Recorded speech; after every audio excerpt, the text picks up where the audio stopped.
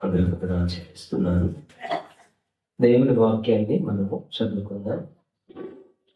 లూకా సువార్త 2వ అధ్యాయము 11వ వచనం నుండి 14వ వచనాల వరకు మార్చి చదువుదాం. ఒక వచనాన్ని నేను, ఒక వచనాన్ని మీరందరూ కలిసి చదవాలని మనం చేస్తున్నాను. మైక్లో చదవండి. చదువుతున్నప్పుడు కూడా దావీదు పట్టణమందు నేడు రక్షకుడు మీ కొరకు పుట్టి ఉన్నాడు, ఈయన ప్రభువైన క్రీస్తు. పరిశుద్ధమైన తండ్రి, మహోన్నతుడు దేవా, నీ పాదములకు వందనాలు, స్తోత్రం చెల్లిస్తూ ఉంటున్నాను. ఈ సమయంలో నీ వాక్యాన్ని మేము వినబోతుండగా మా అందరితో మీరు మాట్లాడి మహిమ పొందమని ప్రార్థన చేస్తూ, అయ్యా ఇదిగో నా ప్రభు నిలబడుతున్న మీ దాసుడైన నన్ను మీ శిలువ సగమరుగుపరుచుకోండి. మీ ఆత్మతో అభిషేకించి నిబిడలు కావలసిన వర్తమానాన్ని దయచుకొని ఈ కొద్ది వాడు స్తుతి ఆరాధన మీకే సమర్పించుకుంటూ నీవే మాతో అందరితో మాట్లాడమని గుర్తుపడి మీ కుమారుడును మా ప్రభు యేసుక్రీస్తు వారి యొక్క శ్రేష్టమైన నామమున ప్రార్థన చేసి అడుగుతున్నా పరమ తండ్రి. దేవునికి స్తోత్రం. హల్లెలూయా. చెప్తాం హల్లెలూయా. మనము క్రిస్మస్ వర్తమానాలు ఇంటూ వస్తున్నాము. అది 4వ వర్తమానం. క్రిస్మస్ లో మనం ఏం చేయాలి, తర్వాత క్రిస్మస్ ఎలా మనం ఆచరించాలి, ఈ విధంగా ఒక కార్యక్రమము ఒక్కొక్క అంశాన్ని తీసుకొని మనము చదువుతూ యేసుక్రీస్తు పుట్టుక గురించి మనము ఆరాధిస్తున్నాం, ఆయన గురించి తెలుసుకున్నాం. మరి 4 సువార్తల్లో మత్తయి, మార్కు, లూకా, యోహాను సువార్తల్లో మరి యోహాను తక్కువ రాస్తాడు, కానీ మత్తయి, మార్కు, లూకా ప్రభువు జననల గురించి, ఆయన పుట్టుక గురించి చక్కగా వారు వివరించారు. మరి లూకా సువార్తలో చదివిన భాగంలో ఒక విషయం మీద నేను మాట్లాడాలని ఆశపడుతున్నాను. అక్కడ ఏంటంటే ఒక చక్కగా రాయబడిన మాట ఏంటంటే 14వ వచనంలో చూడండి ఒకసారి. సర్వోన్నతమైన స్థలముల్లో దేవునికి మహిమ, ఆయనకి ఇష్టలైన మనుషులకు భూమి మీద సమాధానము కలుగునుగా కానీ దేవునికి స్తోత్రములు చెల్లించుండు. ఎవరికి సమాధానం కలుగుతుంది చెప్పాలి. ఎవరికి సంతోషం కలుగుతుంది, ఎవరికి ఆయన కృప పొందుకుంటారంటే ఆయనకి ఇష్టమైన మనుషులకి. పరలోకంలో ఉన్న గాబ్రియలు దేవదూత భూమి మీదకి దిగి వచ్చి ఆ రాత్రి ఆ గొర్రెల కాపులతో మాట్లాడుతున్న మాట ఏంటంటే, రక్షకుడు పుట్టాడు బెత్లెహేములో, మీరు ఆయన ఆరాధించేకి వెళ్ళండి. దేవునికి ఎప్పుడు మహిమ కలుగుతుంది పరలోకమందు, కానీ భూమి మీద ఎవరికి సమాధానం కలుగుతుందంటే, ఎవరికి సంతోషం కలుగుతుందంటే, ఎవరికి మరి శుభవార్త అంటే ఆయనకు చెప్పాలి, ఆయనకు ఇష్టమైన. అందుకనే దూత అంటూ భయపడదండి. ఏం చేయకూడదు, భయపడదండి. భయము మనుషులు ఏం చేస్తున్నారంటే ఆవరించి కొంతమందిని ఆ భయము మరణాలు తీసుకొని వెళ్తుంది, కొంతమందిని కష్టాల్లో పాడేస్తుంది, కొంతమందిని బాధల్లో పాడేస్తుంది. కాబట్టి చూడండి, భయపడటం వల్ల మనకు ఏమొస్తుందంటే ఉరి వస్తుందని రాయబడింది. కాబట్టి మనం ఎప్పుడు కూడా భయపడకూడదు, దేనికి కూడా భయపడకూడదు. దేవుడు మనకు ఒక జీవితాన్ని ఇచ్చాడు, ఒక జీవితము మనకు. ఈ జీవిత యాత్రలో భక్తుడైన దావీదు అంటాడు కదా, నా దినములన్నీ నీ గ్రంథములో లిఖితం అయిపోయినాయి. అంటే మనము ఏం చేసినా ఎన్ని దినాలు బతకాలో అన్ని దినాలు బతుకుతాం. మనం ఎంత చేసినా ఏమి మరి చేయకపోయినా అన్ని దినాలు బతుకుతాం. కాబట్టి దేవుని వాక్యం ఏమిటంటే, దావీదు అంటాడు, నా దినములన్నీ ఎక్కడంతా నీ గ్రంథములో లిఖితం ఆయన అంటాడు 139వ కీర్తనలో. తర్వాత అంటాడు ఆయన, నేను నా తల్లి గర్భంలో పిండమై ఉండగా నీ కన్నులు నన్ను చూసాయి బ్రహ్మ అంటాడు. అంటే తల్లి గర్భంలో ఇంకా పిండముగా రూపించబడుతున్నప్పుడే ఎవరు చూశాడంట మనల్ని? దేవుడు చూశాడంట. దేవుడు చూసి నువ్వు ఒక పని చేయాలని నియమించాడు. ఆయన నియమించి నిన్ను అలా రూపిస్తూ ఆయన వాడుతూ ఉన్నాడు. కాబట్టి మనం భయపడకూడదు. చాలా మంది ప్రతిరోజు భయపడతారు, ప్రతిరోజు భయపడిస్తారు. ఇప్పుడు సాధారణ భయపడించేది ఎందుకంటే అప్పులు ఎక్కువైనా భయపడేటువంటి. నీకు అప్పులు ఎక్కువైనా భయం ఉండదు. ఎందుకంటే అప్పు ఇబ్బంది కాకపోతే చెప్పాలి రేపు కట్టుకున్నాము. రోగం వచ్చినా అంత భయం ఉండదు. ఎందుకంటే ఈ రోగం మీరు ఇది కాబట్టి ఇంకో డాక్టర్ చూస్తాడు, బాగా అవుతుంది. ఎన్ని సమస్యలు వచ్చినా కొంతమంది భయపడుకోకుండా ఉంటారు. కానీ కొన్నిసార్లు చూడండి, సాతాను ఏం చేస్తాడంటే చెవులకి వచ్చి చెప్తాడు. ఏమనంటే నువ్వు చచ్చిపోతే ఎట్లా? ఏమంటాడు? నువ్వు చచ్చిపోతే ఎట్లా? అప్పుడు ఏమవుతుంది? మంచికి భయం వస్తుంది. వాడు సింపుల్గా వాడి యొక్క ప్లాన్ ఏంటంటే మనుషులు ఎట్లానే భయపట్టేయాల. దేవుడు భయపడద్దా అని చెప్పాడు కదా. ఇప్పుడు ఆపోజిట్ ఏమిటంటే భయపడేయాల. దేనికి భయపడేయాలా? ఎట్లా? ఏమైతే నువ్వు చచ్చిపోతే ఎట్లా? దేవుడు అంటాడు నువ్వు భయపడద్దు, నువ్వు చచ్చిపోవు, నువ్వు ధైర్యంగా ఉన్నాడు. గెలుదమ్మను ఇప్పుడు వాడు సాధారణంగా వచ్చి నువ్వు చచ్చిపోతే ఎట్లా అన్నాడు అనుకో, అవుతుంది నేను చచ్చిపోతే ఎట్లా అంటే అదే రిప్లై అవుతుంది. ఏమవుతుంది? అదే రిప్లై అవుతుంది. అదే రిప్లై నిన్ను అనుక్షణం ఏది భయపడిస్తుంది? మరణం అనేది భయపెడుతూనే ఉంటుంది, వెంబడిస్తూనే ఉంటుంది. ఎప్పుడైతే నీవు ఓ మరణమా నీ విజయము ఎక్కడ? నీ మరణము ముళ్ళు పాపమే కదా, ఆ పాపం ముళ్ళను నా యేసయ్య విడిచేశాడు కదా. ఇప్పుడు నేను యేసయ్య నమ్ముకున్నా కాబట్టి నేను ఇప్పుడు ఎవరికి భయపడను? మరణానికి భయపడను. ఎందుకంటే నేను చచ్చిపోతే దేవుని దగ్గర ఉంటాను. నీకు తెలుసా సాతాను అంటే నీ జోలు రాకూడదు, వాడు ఇచ్చిపెట్టి నేను పట్టుకోకూడదు. ఎందుకు తెలుసునా? వీడు బతికినా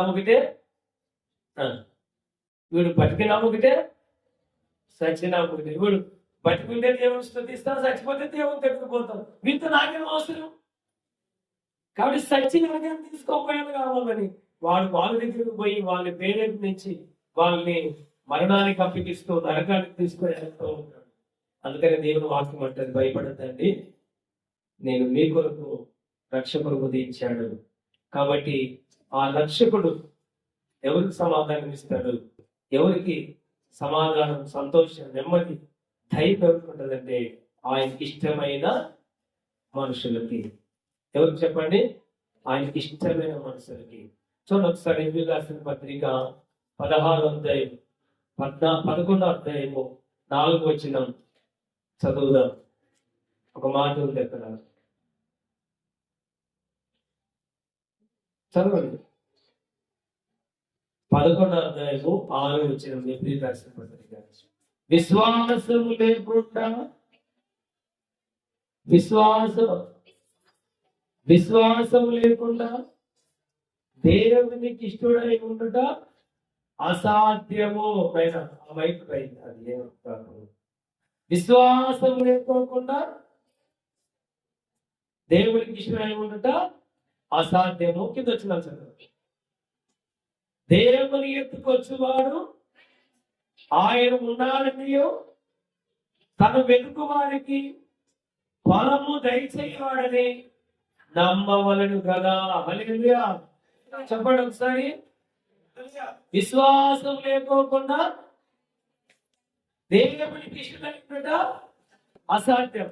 కాబట్టి ఎవరికి ఆయనకి ఇష్టంగా ఉండాలంటే మొట్టమొదటికి ఏముండాలంటే మనకి చెప్పాల. ఆ గాబ్రియేలు దేవుడితో ఏమంటుందంటే ఆయనకి ఇష్టమైన మనుషులకి ఏముంటుందంట చెప్పాలా? సమాధానం కలుగుతుందంట. సమాధానం కలగమంటే ఏమై ఉండాలా? ఆయనకి ఇష్టంగా ఉండాలా. ఆయనకి ఇష్టమై ఉండాలంటే మొట్టమొదటికి ఏం కలిగి ఉండాలంటే మనలో విశ్వాసం కలిగి ఉండాలి. ఏం కలిగి ఉండాలా?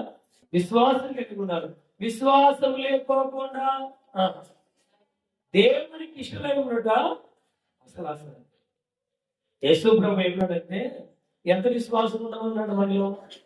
ఎంత విశ్వాసం, ఎంత విశ్వాసం. ఆవాల గింజ ఎంత ఉంటుంది? ఆవాల గింజ ఎంత ఉంటుంది? ఆవాల గింజ తిరవాతలే చేస్తారు కదా, అవాలే అవాలి ఎంత ఉంటుంది? అంత విశ్వాసం ఉన్నా చాలంట. ఏం పగలు కొడతామంట? కొండల పగలు కొడతామంట. అలెలుయా, కొండల పగలు కొడతామంట. ఎంత విశ్వాసము! అరే చూడండి, దేవుడు ఎంత గొప్పవాడు. నా పిల్లల్లో సాధారణ అవాళ్ళకి అంత విశ్వాసం ఉంటే చాలు, వాళ్ళకి నేనేం చేస్తాను? సహాయం చేస్తూనే ఉంటాను. మరి మనలో అవాళ్ళకి విశ్వాసం లేకపోతే ఏం జరుగుతుంది? మనం అనుకున్నాం జరగనే జరగదు. కాబట్టి మొట్టమొదటి ఏంటంటే విశ్వాసం కలిగి మనము జీవించాలి. అక్కడే 5 వచనం చదవండి, 11:5.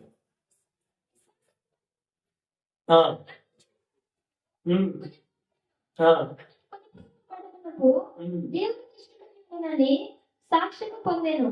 విశ్వాసం బట్టి ఆనోకు ఏమైనాడంట? మరణము చూడుకోకుండా చెప్పాలంటారు కొనిపోయాడు. విశ్వాసకుని బట్టి ఎవరంట చెప్పండి. ఆనోకు ఏం చూడుకోకుండా? మరణము చూడుకోకుండా. ఆనోకు మరణం చూడుకోకుండా వెళ్ళిపోయాడు. రెండో ఆయన ఎవరు చెప్పండి? ఏలియా పోయాడు. ఆనోకు వెళ్ళిపోయినాడు మరణం చూడుకోకుండా. తర్వాత రెండో ఆయన ఎవరు? ఏలియా కూడా వెళ్ళిపోయినాడు. ఎట్లా వెళ్ళిపోయినాడంటే దేవునితో నడుస్తూ నడుస్తూ నడుస్తూ పోయాడంట. నడుచుకుంటూ పోతుంటే ఆనోకు ఎవరిలో లీనమైపోయినాడు? ఎవరిలో లీనమైపోయినాడు? దేవుని దగ్గర లీనమైపోయినాడు. కాబట్టి దేవుడు ఆయన ఏం చేశాడంట? తీసుకోవాలి. హల్లెలూయా. అంటే దేవునితో నడుస్తున్న బంధము, దేవునితో నా సహవాసము, దేవునితో నా ఆ యొక్క ఐక్యత ఎట్లుందంటే నడుచుకుంటూ పోతూ ఉంటే దేవునితో నిమగ్నం అయిపోయాడు. అంటే ఎందుకు చూస్తే దేవుడు ఇప్పుడు ఎలా ఉందంటే దేవుడు నడుస్తూ ఉన్నాడు. ఇంకా దేవుడు నడుస్తూ ఉంటే ముందు ఎవరు పోతున్నారు చెప్పాలి. ఎవరు పోతున్నారు? మీకు అర్థం కాదు. ఇప్పుడు ముందు వచ్చేసి నడుచుకుంటూ పోతున్నాడు. ఎవరు చెప్పాలి? ఎవరు? దేవుడు పోతూ ఉన్నాడు. పోతూ ఉంటే ఎవరు పోతున్నారు? ఆనోకు పోతున్నాడు. ఆనోకు నడుచుకుంటూ పోతున్నాడు. దేవుడు కూడా ముందు నడుచుకుంటూ పోతున్నాడు. నడుస్తూ పోతుంటే ఏమైందంటే బాగున్నారు. ఇప్పుడు దేవుడు ముందు నడుచుకుంటూ పోతున్నాడు. ఆనోకు ఎక్కడ పోతున్నాడు? నడుచుకుంటూ పోతున్నాడు. దేవుడు తిరిగి చూస్తే ఆనోకు లేదు. ఎక్కడికి వచ్చేసాడు ఆనోకు? దేవునిలో లీనమైపోయినాడు. కాబట్టి దేవుడు అనుకున్నాడు, అరే నాలోకి వచ్చేసాడు కాబట్టి ఆయన తీసుకొని వెళ్ళిపోయాడు. ఏం లేదంటే ఆయనకి మరణము. కాబట్టి విశ్వాసం కలిగి మనము బతకాలి. మనకోటి విశ్వాసం ఉంటుంది, ఇంకెవరికైనా ఉంటాయా? ఇంకెవరికి ఉంటుంది? చూడండి, యాకోబు రాసిన పత్రిక 2:19 చదవండి. అక్కడ భక్తుడైన యాకోబు అంటాడు. చూడండి, చదవండి ఒకసారి. 2:19 చదవండి. యాకోబు 2:19. దేవుడు ఒక్కడే అని నీవు నమ్ముతున్నావు. నమ్ముట మంచిదే. దయ్యములు కూడా నమ్మి వణకుచున్నాయి. హల్లెలూయా. ఇప్పుడు దయ్యాలు కూడా దేవునికి ఏమవుతున్నాయంట? వణుకుతూ ఉన్నాయంట. అందుకనే ఆ 2000 దయ్యాలు పట్టిన వాడే అన్నాడు, అయ్యా మమ్మల్ని అప్పుడే నరకానికి పంపద్దు, ఇదిగో మేము ఆ పందులకి పోతాం, మాకు అనుమతి అన్నాడు. అంటే దయ్యాలు వణుకుతున్నాయంట. దేవుడు ఉన్నాడని అవి నమ్ముతున్నాయి. విశ్వాసం అంటే నమ్మి వణుకుతున్నాయంట. మరి మనం నమ్ముతున్నాము కానీ దేవుని యొక్క వణుకుందా? భయం మనలో. దేవుని నమ్ముకున్న మనకు దేవుని యొక్క విశ్వాసం కలిగి బతకాలి. భయం లేదు మనకు. భయపడము. ఎవరికి భయపడము చెప్పండి? ఎవరికి భయపడము? దేవునికి భయపడము. దయ్యాలు, యాకోబు అంటాడు, దయ్యాలు దేవునికి భయపడదు. ఈ బైబుల్ గ్రంథాన్ని పొరపాటు దయ్యాన్ని తీసి చూడండి, పట్టుకుంటుందా? ఎందుకు పట్టుకోదు? అమ్మా అయ్యా విన, ఈ బైబిల్ గ్రంథాన్ని దయ్యం పట్టుకోవాలి, పట్టుకుంటుందా? మరి నువ్వు యాడ పెట్టుకోకపోయి బైబిల్ ఇంత యాడ పెడతావు? ఎప్పుడెప్పుడు చదువుతావు బైబిల్ని? ఎట్లా పెట్టుకుంటావు బైబిల్? అక్కడ వాడేసి గుడ్లో అది గంటే వారం తర్వాత ఏం కొడతాం చెప్పండి? దుమ్ము కొట్టుకొని మళ్ళీ చర్చిలో తెరిస్తే బైబుల్ ఏడా మళ్ళీ చర్చిలోనే. అంటే దయ్యాలకేమో ఈ వాక్యం అని దేవుడని భక్తి ఉంది, వాళ్ళకి భయం ఉంది, విశ్వాసం ఉంది, మనకేం లేదు.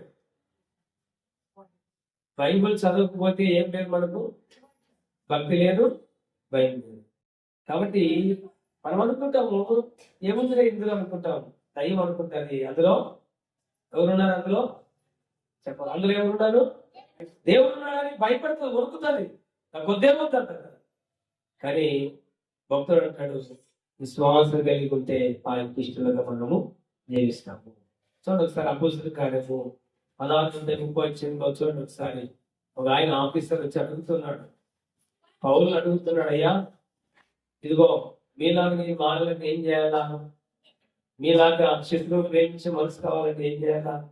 మీలాగా ఇంత మంచి మనసాక్షి కావాలంటే ఏం చేయాలా? చదవండి ఒకసారి. వారిని వెలుపలికి తీసుకుని అంతవరకు కొట్టాడు, బాగా కొట్టాడు, సెన్సార్లు వేసి కొండ వేసి బిగించి బాగా కొట్టాడు. తర్వాత మీరు చేసిన కార్యాన్ని బట్టి ఆ సంఖ్యలను విడిచిపెట్టాయి, ఖైదీలందరూ పాడిపోయారు. కానీ పౌరుషీలు ఉన్నారు. కాబట్టి ఆఫీసర్ వీళ్ళు వాళ్ళ దగ్గరికి బయటికి తీసుకొచ్చి వాళ్ళు అడుగుతున్నాడు, చదవండి. ఇలాగా రక్షణ పొందుటకు నేనేం చేయాలి? అందుకు వారు ప్రభు అయిన యేసునందు విశ్వాసం ఉంటుంది, అప్పుడు నీవును నీ ఇంటి వారు రక్షణ పొందుతారు. హల్లెలూయా. ఏమంటున్నాడు ఇక్కడ? ఏమంటున్నాడు పౌలు? ఈ చైరలు అంటున్నాడు, అయ్యా నేను కూడా మీలాగే మారాలంటే ఏం చేయాలా? నేను కూడా మీలా ఉండాలంటే ఏం చేయాలా? ఈయన అంటాడు, నేను కూడా ఎవరి విశ్వాసం? యేసునందు విశ్వాసం. యేసునందు విశ్వాసం వస్తే నీవు కూడా నాలాగా మారుతావు. ఎంత విశ్వాసం కదా, ఎంత విశ్వాసం చాలా ఆంకించాడు. మరి ఇంకా కొండంత విశ్వాసం వస్తే నువ్వేం చెప్తే జరుగుతుంది. హల్లెలూయా. కాబట్టి మనలో ఏముండాలి? మొట్టమొదటిగా విశ్వాసం ఉంటే ఆయనకి ఇష్టంగా ఉంటాము, విశ్వాసం కలిగి ఉండాలి. రెండో చూడండి, కీర్తన, దావీదు కీర్తన 51వ అధ్యాయము 16వ వచనాన్ని చదువు. 51 బలిని కోరువాడు కావు, కోరిన ఎడల నేను అర్పించదును. దహన బలి నీకు ఇష్టమైనవి కావు, పెరిగిన మనసే దేవునికి ఇష్టమైన పనులు. దేవా, విరిగి నలిగిన హృదయము నీవు అలక్ష్యము చేయవు. చాలు. ఏంటంటే రెండోది విరిగి చెప్పాలంటే విరిగి నలిగిన హృదయము కావాలి. ఆయనకి ఇష్టలు ఎవరంటే మొట్టమొదటిగా విశ్వాసం కలిగిన వారు. రెండోది ఎవరు? విరిగి నలిగిన వారు ఆయనకి ఇష్టలు. ఇదే ఈ యొక్క క్రిస్మస్ యొక్క వర్తమానం ఏంటంటే, ఆయనకి ఇష్టలైన మనసుకి ఏమొస్తుందంట? సమాధానం వస్తుంది. ఆయనకి ఇష్టం ఎవరంటే విశ్వాసం కలిగిన వారు. రెండోది వీధికి నలిగిన హృదయం. వీధికి నలిగిపోవాలి అంటే ఎలా అంటే, విరిగి నలిగిన హృదయం ఏమిటంటే, నిన్న నీవు సంపూర్ణంగా ఏం కావాలా? తగ్గించుకోవాలి. ఎట్లా అంటే, ఒక రైతు మొత్తం నుంచి సాయంత్రం వరకు పెట్రోల్ పంపు తీసుకొని ఆ చెరుకు మందు కొట్టి కొట్టి కొట్టి కొట్టి సాయంత్రం ఇంటికి వచ్చి రాత్రి 8 గంటలకు వచ్చి చర్చిలో మైకిని పొడిస్తే అట్లనే ముఖం కడుక్కొని విరిగి నలిగిన హృదయంతో వచ్చి, అయ్యా ఈరోజంతా పని చేసి వచ్చాను అయ్యా, అయినా నీ మందిరంకి వచ్చాను అయ్యా, ఇదిగో అయ్యా నా ప్రార్థన ఆలకించయ్యా. అది ఏం హృదయం అంటది? విరిగి నలిగిపోయాడు. ఎక్కడ? పగలంతా ఏం చేశాడు చెప్పాలి? పగలంతా ఏం చేశాడు? బాగా కష్టపడ్డాడు. ఆ ట్యాంక్ ఎత్తుకొని బాగా ఏం చేశాడు? ఆ 20 ఎకరాలు పొందు కొట్టొచ్చాడు. తిరిగి పెట్రోల్ వీపు మీద మోసి విరిగి నలిగిపోయాడు. ఏదో ఆ అన్నం పెడితే తిని పడుకున్నామనే సమయంలో ఏమి వినపడిచింది ఆయనకి? చర్చిలో మైకి వినపడిచింది. మైకి వినపడిచే లోపల అయ్యో ఈరోజు ప్రాణం ఉంది, అయ్యో మర్చిపోయినా నేను ఎలాగే దేవుని దగ్గర పోవాలి. చకచకా నీళ్లు దాగిపెట్టి పోసుకొని మందిరంలోకి వచ్చాను. ఒక సైడు శరీర భారము, ఒక సైడు పని చేశాడు. పగలంతా నొప్పులు, నిద్ర, అలుపు. అప్పుడు ప్రార్థన చేస్తాడు, ఏమని? ప్రభువా, ఏమైనా నేను అయ్యా నీ సన్నిధికి వచ్చానయ్యా, నన్ను జ్ఞాపకం తెచ్చిపోయా అయ్యా, పలానా అవసరం అయ్యా అంటే దేవుడు ఏమన్నా చెప్పు, నేను అనుకోవాలి. నాకు విరిగి నలుగొట్టుకున్న పగలంతా పనిచేసి దేవుని సన్నిధికి వచ్చాను. నీవు నాకు ఇష్టమైన వాడు.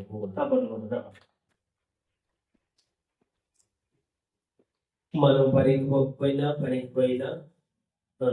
మీరే చెప్పాలి. ఎక్కడికి రాము చెప్పాలి, మీరే పనికి పోకపోయినా మైక్ వినపడొచ్చినా వినపడలేకపోయినా చర్చిలో మైక్ ఒత్తుకుంటున్నా మా పని మాదే, మీ పని పగలంతా పనికి కూడా ఇచ్చిన వాళ్ళకి వచ్చింది ఆడిపోతుంది.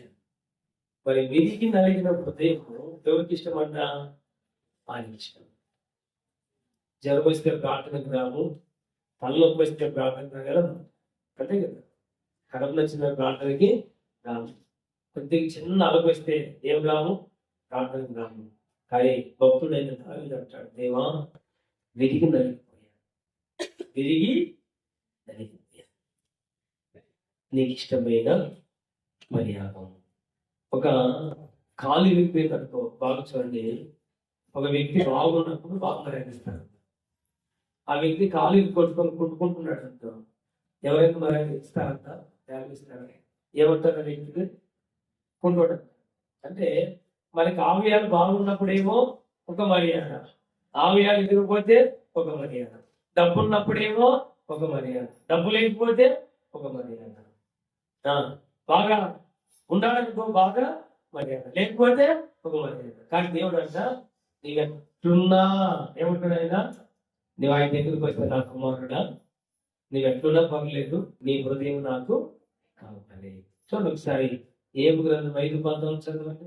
ఒక చక్కటి మాట రాయమని చదవండి ఒకసారి. ఏబు గ్రంథం 5:19 చక్కటి. 6 బాధలు కలిగిన ఆయన నేను విడిపించిన సంసిద్ధుడు, 7 బాధ కలిగినా ఏ కీడు నీకు తగలుకోకుండా ఆయన కాపాడతాడు. ఒక బాధ కాదు, ఒక దుఃఖం కాదు, 6 బాధలు. ఎన్ని బాధలు? 6 బాధలు కలిగినా ఆయన నిన్ను కాపాడుతాడు. ఒక బాధ, 2 బాధలు, 3 బాధలు, 4 బాధలు, 7 బాధలు ఉన్నాయి. ఎక్కడ రావాలా చెప్పండి? 7 ఆత్మలు కలిగిన దేవుని దగ్గర రావాలి. 7 ఆత్మలతో సంచరి 7 నేత్రములు కలిగిన దేవుని దగ్గర రావాలి. 7 ఆత్మలు కలిగిన దేవుడు ఆయన. ఆయన దగ్గరికి వస్తే ఎన్ని బాధలు కలిగినా పోతాయి. హల్లెలూయా, శబ్దం హల్లెలూయా. కాబట్టి మన జీవితంలో మరి రెండోది ఏమిటంటే, ఆయన ఇష్టం ఎవరంటే, ఎప్పుడైతే మనకు అలుపు వస్తుందో చెప్పండి అమ్మా. ఇప్పుడు క్రిస్మస్ డే కదా, మనం కరమే ఏం చేసుకుంటాం చెప్పండి? స్త్రీలు ఉన్న సామాన్లన్నీ తోముతారు, ఉన్న బట్టలన్నీ పిండేస్తారు, ఉన్న కట్లన్నీ పిండేస్తారు, ఇంకా ఫుల్ అలుపు వచ్చేసింది. మరి ఆ రాత్రి ఏం చేయాలా? ప్రార్థన చేయాలి, లేదా మందిరం ఉంటే ప్రార్థన కావాలి. రాకపోతే మనం చేసుకోలేకపోతే కనుక ఇంట్లో దేవునికి ఇష్టమైనదే కదా. నీవు బాగా పని చేసి పగలంతా సామాన్తో ఇల్లంతా శుభ్రపరిచి నీవు మోకాలు వచ్చి దేవాన్ని ప్రార్థన చేస్తే దేవుడు ఏమంటాడు తెలుసా? నా కుమార్తె ఎంత విరిగిపోయినా ఈరోజు ఎంత నలిగిపోయినా ఈరోజు ఒక సైడు ఇంటి పనంతా భారం చెప్పి ఇంత భారం ఉన్నా ఏం చేసావు నువ్వు పక్కాలు వచ్చి ప్రార్థన చేస్తున్నావే, నీవు నాకు ఇష్టం అంటాడు. నీ ప్రార్థన నేను వింటాను అంటాడు. చూడండి ఒకసారి కీర్తన 147 కీర్తన 3 చదవండి. విరిగిన హృదయం, గుండె చెదిరిన వాయు ఆయన బాగు చేస్తాడు, వారి గాయములను కడతాడు. గుండె చెదిరిన వారిని ఆయన బాగు చేస్తాడు. కింద వారి గాయములను కట్టుతాడు. ఎప్పుడు గుండె చెదురుతుంది? ఎప్పుడు ఇరిగిపోతుంది మనసు? చెప్పండి, ఎప్పుడు ఇరిగిపోతుంది? ఎప్పుడు మరి ఆ యొక్క గుండె చెదురుతుంది? ఎప్పుడు చెదురుతుంది? బాగా నువ్వెవరినైనా బాగా ప్రేమిస్తున్నావు, బాగా ప్రేమిస్తున్నప్పుడు నీ వెనక్కి బోధం తీస్తాడు. అప్పుడు బయటపడుతుంది. నీకు బయటకు పడితే నీకు ఎంత బాధ అవుతుంది? నా గుండె మీద తన్నాడు అన్నమాట, నా గుండె మీద కొట్టాడు, నా గుండె పగిలిపోయింది వాడి జీవితంలో. ఇంకెప్పుడు వాడిని నా జీవితంలో మాట్లాడేను. ఎందుకంటే నేను వాడిని నమ్మాను, అవి నమ్మాను. కానీ నాకే ఏం చేసింది? కీడు చేసింది. నా గురించి చెడుగా మాట్లాడింది, నా గురించే చెడుగా చెప్పింది. నా గుండె ఏమైపోయింది? చెదిరిపోయింది. దేవుడు అంటాడు, నువ్వు ఎన్నిసార్లు నీ పాపం జీవితంలో చెదిరిపోయినా, ఎన్నిసార్లు నీవు నీ పాపం స్థితిలో పడిపోయినా, నీ పాపంలో పడిపోయిన నిన్ను, నీ గుండె పగిలిపోయింది నీ జీవితాన్ని ఆయన నుండి చేతులు చాపే ఉంటుంటే, నా కుమారుడా నా దగ్గరికి రా. ఒకవేళ నువ్వు చేసిన పాపాన్ని బట్టి వాళ్ళు దూషించినచ్చేమో, వీళ్ళు దూషించినచ్చేమో, నీ బంధువులు నేను దూరం పెట్టినచ్చేమో, నీ గుండె పగిలిపోయింది కదా, నా దగ్గరికి వస్తే ఏం చేస్తాను? నేను నీ గుండెను కడుతాను, నేను బాగు చేస్తాను. ఎక్కడైతే తలదించుకున్నామో, ఎక్కడైతే అవమానించబడ్డామో ఆ వాళ్ళ దగ్గర నేను ఏం చేస్తాను? నిలబెడతాను. నిలబెడతా, ఆ స్థలంలో నిలబెడతా. నిన్నైతే ఎవరైతే అవమానపరిచారో, నేను ఎవరైతే కాని మాటలు మాట్లాడారో, నేను ఎవరైతే తక్కువ చూపుతో మాట్లాడుతున్నారో వాళ్ళ మధ్యలోనే నీ విరిగిన మనసును, నీ పగిలిపోయిన నీ గుండెను నేను కట్టి నిలబెట్టి నిన్ను అనేకులకు ఆశీర్వాదకరంగా మారుస్తాను. కాబట్టి రెండోది ఏం చెప్పండి? తిరిగి నలిగిన మనసు ఎవరికి బలియాగమంట? దేవునికి బలియాగం. దేవునికి ఇచ్చే బలి ఏమిటంటే మన హృదయం. అదే హృదయం ఏ హృదయం? తిరిగి నలిగిన హృదయం. కొన్నిసార్లు మనం దేవుని దగ్గరికి రాలేము, కొన్ని పరిస్థితులు బట్టి రాలేము. రావాలి, పాపాలను బట్టి కొన్నిసార్లు రాలేము, కొన్నిసార్లు మన అవసరతను బట్టి బీచ్లో రాలేము. అలాంటిటప్పుడు దేవుని దగ్గరికి వచ్చినప్పుడు ఆయన ఏం చేస్తాడంట? నీ విరిగిన మనసుగా ఆయన ఏం చేస్తాడు? కట్టి ఆయన బాగు చేస్తాడు. ఇక మూడవది ఏమిటంటే మార్క్స్ వార్త 1:40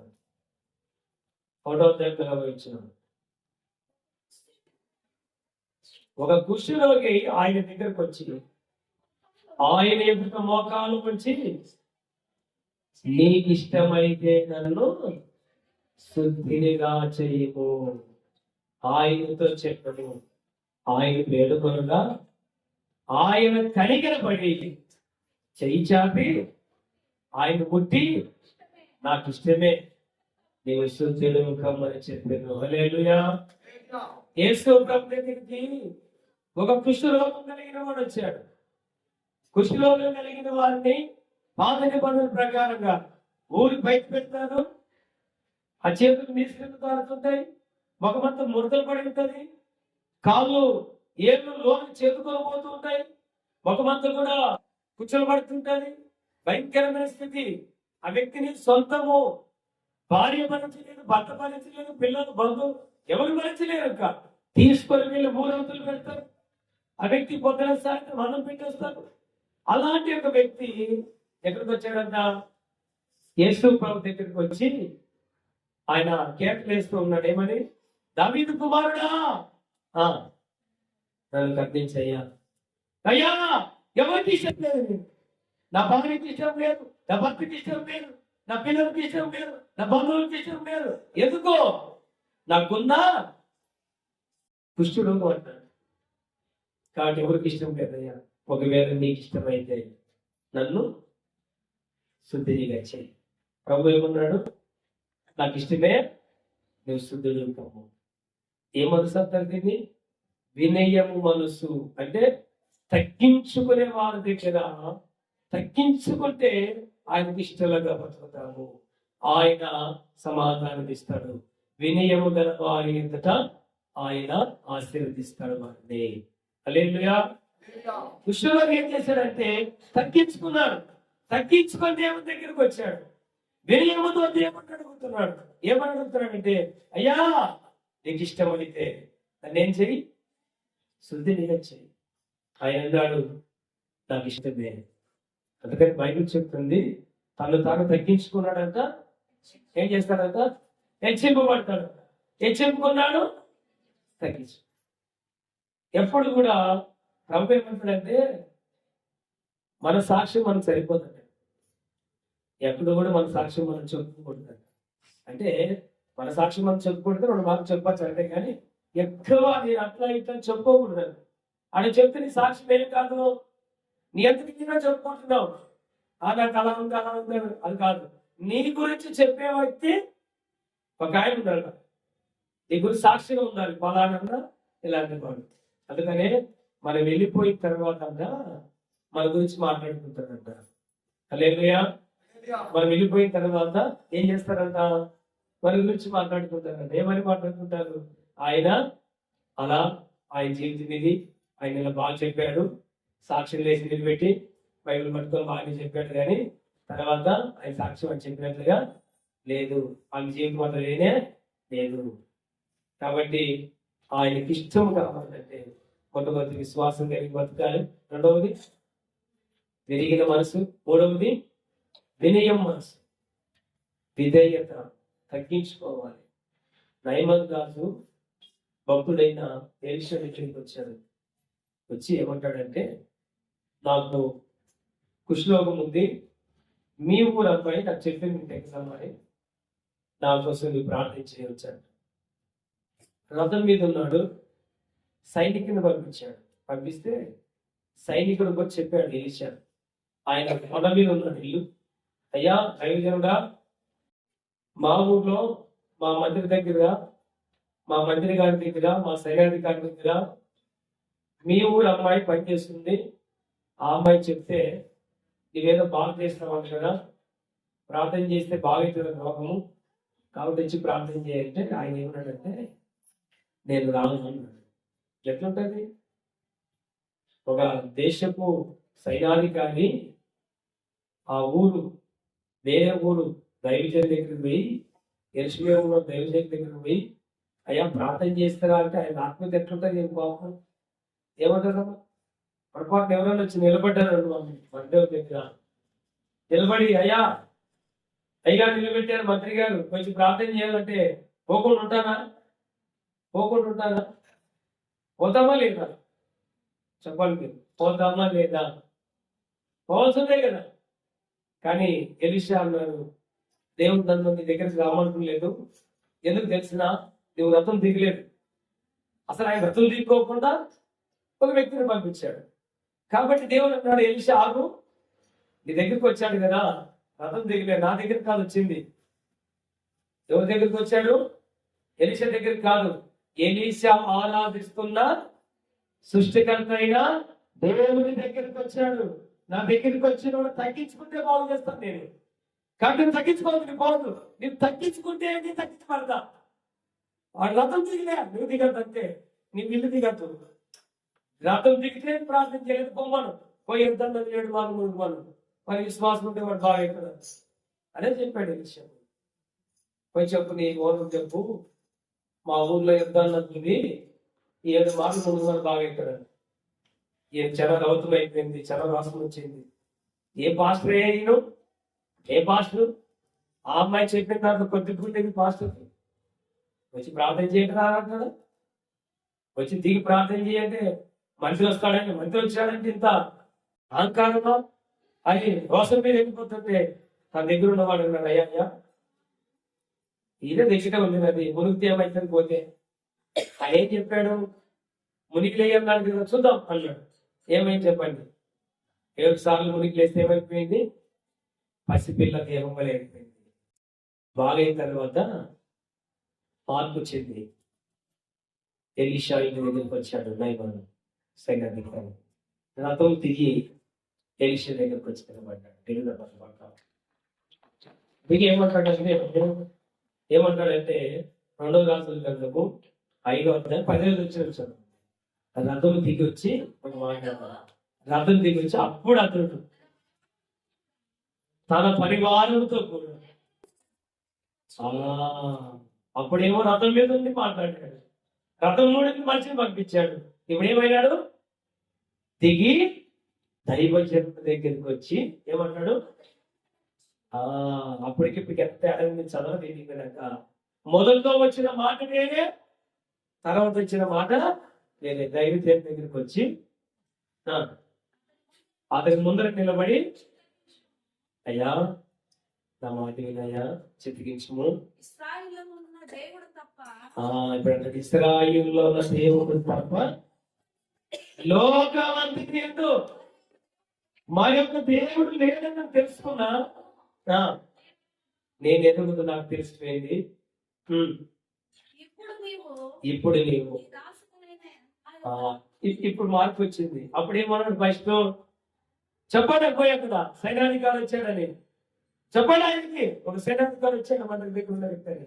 ఇప్పుడు అన్నాడు, అయ్యా ఎవరు నేను, వినయం తగ్గించుకున్నాడు. ఏమంటాడు ఇప్పుడు, నీ దాసుడయ్యా, నీ దాసుడు నేను అంటున్నాడు.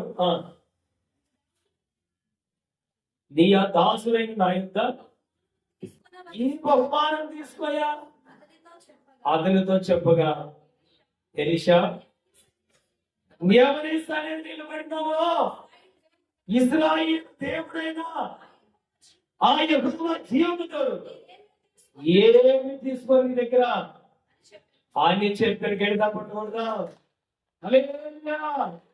చెప్తాం. దైవజనుడు అంటున్నాడు, నైమాను యొక్క సైన్యాధికారి రథం దిగాడు. ఎలీషా దగ్గర పోయి ముందు నిలబడినాడు. అంటాడయ్యా, ఎందుకు ముందు అనుకున్నా, నీవు ఎలీషా అనుకున్నా, కానీ నువ్వు దైవజనుడు తెలిసిపోయింది. నువ్వు సేవకుడు అయ్యా, దేవుడి పక్షాన్ని చేసేవాడు. కాబట్టి ఇదిగో నీ దాసుడు నేను, నా దగ్గర ఈ కానుక తీసుకోయ్యా. ఏమంటాడు, నేను ఎవరి సంగతి నిలబడ్డాను, యెహోవా జీవముతోడు, నీకు రూపాయి కూడా నాకు అవసరం లేదు. అప్పుడు కింద అంటాడు ఆయన, అయ్యా నేను మా ఊర్లో పోయి ఏం చెప్తాను, మా యొక్క రచ్చబండ దగ్గర దేవుడి గురించి సాక్షి ఇస్తాను. వినయము తగ్గించుకున్నాడు. మొదటి ఎక్కడ చెప్పండి, తగ్గింపు లేదు, వినయము లేదు. రథం మీదే కూర్చున్నాడు. నేను సేనాధికారిని, ఒక మనిషిని పంపించన్నాడు. ఆ యొక్క దైవజనం తీసుకున్నాడు. నా దగ్గరికి వచ్చి నా రథం దగ్గరికి వచ్చి చేయబెట్టి ప్రార్థన చేస్తానేమో, కానీ ఆయన అన్నాడు, నీ దగ్గరికి నేను రాను. ఎందుకు తెలిసిన, నా దేవుడి దగ్గరికి వచ్చేవాడు ఏం చేయాలా, తనకు తాను తగ్గించుకోవాలి. తనకు తాను తగ్గించుకుంటే ఏమైతే దేవుడు హెచ్చించే పంపిస్తాడు. కానీ నువ్వు తగ్గించుకోలేదు. కాబట్టి ఇదిగో నా దేవుడు చెప్తున్నాడు, పోయి ఎంత నదిలో మునుగుతావా మునుగు, లేకపోతే పో, నీ ఇష్టం. వెంటనే మునిగాడు, బాగుపడ్డాడు. ఎక్కడికి వచ్చాడు, ఎలీషా దగ్గరికి వచ్చాడు. రథం దిగాడు, ముందు నిలబడ్డాడు. నీ దాసున్నయ్యా, నా దగ్గర కాలం తీసుకో. దైవజనుడు, నీ కాలకు నాకు వద్దు, వెళ్ళి నీ గ్రామంలో సాక్షిగా నిలబడు. కాబట్టి ఎవరు ఆయనకి ఇష్టం చెప్పండి. ఇప్పుడు ఆయనకి ఇష్టమైన మనసుకి ఏం కలుగుతుంది, సమాధానం కలుగుతుంది, సంతోషం కలుగుతుంది. క్రిస్మస్ అనగా సమాధానము, సంతోషము, ఆయన ఇచ్చే రక్షణ, ఆయన ఇచ్చే భాగ్యము మనకు. కాబట్టి దావీదు పట్టణం అందు నేడు రక్షకుడు పుట్టాడు. ఆ రక్షణ ఆనందిస్తున్న మన జీవితంలో సమాధానం కావాలంటే, సంతోషం కావాలంటే ఏం చేయాలంట? ఆయనకి ఇష్టలుగా బతకాలి. ఆయనకి ఇష్టలుగా బతకాలంటే 3 విషయాలు చెప్పండి. ఒకటి ఏం చెప్పండి? ఫస్ట్ వన్ ఏం చెప్పండి? విశ్వాసం కలిగి ఉండాలి. ఎంత విశ్వాసము? అవాలగింజ. రెండోది ఏమి? విరిగి నలిగిన హృదయం. విరిగి నలిగిన హృదయంతో ఆయనకి ప్రార్థన చేయాలి. మూడవది వినయము, అనగా తగ్గించుకుని ఆయన సన్నిధిలో ఉంటే మనల్ని దేవుడు ఏం చేస్తాడు? హెచ్చిస్తాడు. ఫిలిప్పీయులకు రాసిన పత్రిక 2వ అధ్యాయం 5వ వచనం చదువు ముగించేద్దాం. దేవుని స్వరూపం కలిగిన వాడై ఉంటే, దేవునితో సమానంగా ఎంచుకోలేదు కానీ క్రీస్తు యేసునకు కలిగిన ఈ మనసు మీరు కలిగి ఉండండి. ఆయన దేవుని స్వరూపం కలిగిన వాడై ఉంది. దేవుని దగ్గర ఉండేవాడు, దేవునికి సమానుడు. విడిపించమని బాధ్యమని ఎంచుకోలేదు కానీ మనుషుల పోలికగా పుట్టి ఆ దాసుని స్వరూపం ధరించుకుని తనను తానే తగ్గించుకున్నాడు. ఎవరి కోసం చెప్పండి? నీ కోసం, నా కోసం, మనందరి పాపము కొరకు. మనందరి పాపములో చనిపోయి నరకానికి వెళ్ళకూడదని పరమందున్న దేవుడు తగ్గించుకొని దాసుల విలోకానికి వచ్చి అసలు పాపంలో జన్మించి ఆయన పరిశుద్ధుడుగా జీవించి ఆ పరిశుద్ధమైన రక్తం నీ పాపము నా పాపం కొరకు శిలువలో కాచి ఆయన అంటున్నాడు, నా కుమారుడా నా దగ్గరికి రా, నీకు సమాధానం కలుగుతుంది, నాకు ఇష్టలుగా మరి విశ్వాసం కలిగి ఉండు, వినయం కలిగి ఉండు, విరిగి నలిగిన హృదయంతో నా దగ్గరికి రా, నేను దీవిస్తాను, నేను ఆశీర్దిస్తాను. కలవచ్చు కాలం వస్తుందా?